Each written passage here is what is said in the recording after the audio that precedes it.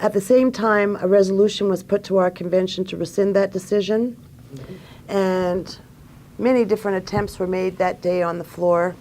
For example, as always, AUPE would conduct its vote, and members would raise a card, their voting card, making their decision whether they were for or against the resolution.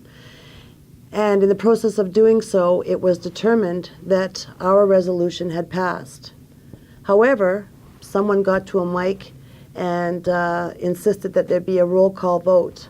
Well, at that time, albeit our conventions are probably twice as large today, there was about 350 people on that floor. And that passed, meaning that the secretary of our convention had to stand up, call out each name of each delegate, and ask each individual to stand up and declare their intentions on that resolution. That resolution still passed, albeit by a slim majority. And we took a lunch break, a recess from convention.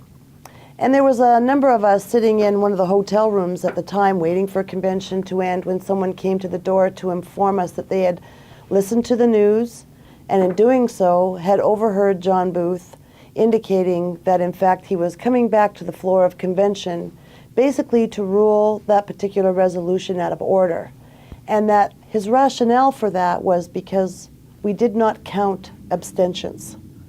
Well, it didn't take long for all of us either to pull out the back of the Constitution, which dictated our rules of order. More importantly, when it's silent, the Bernals rules of order came into play to study up as quickly as we could in preparation of convention reconvening.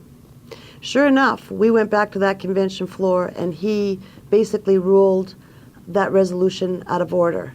And if we didn't think we had a mess and there was chaos in our union before, then let it be said that we were really in a lot of trouble amongst ourselves at that point. That probably gave rise to a lot of different tumultuous situations and incidents over the course of a few years.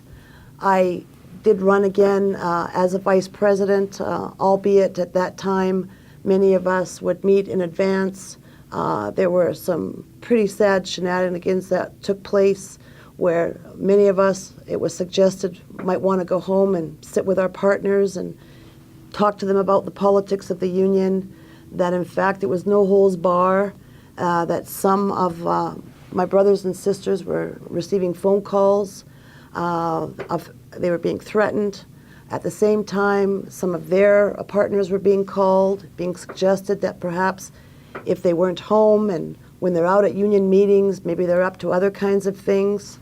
Anything that could be done, I think, to cause trouble and issues at home for active members who believe strongly and were in opposition with John Booth at that time.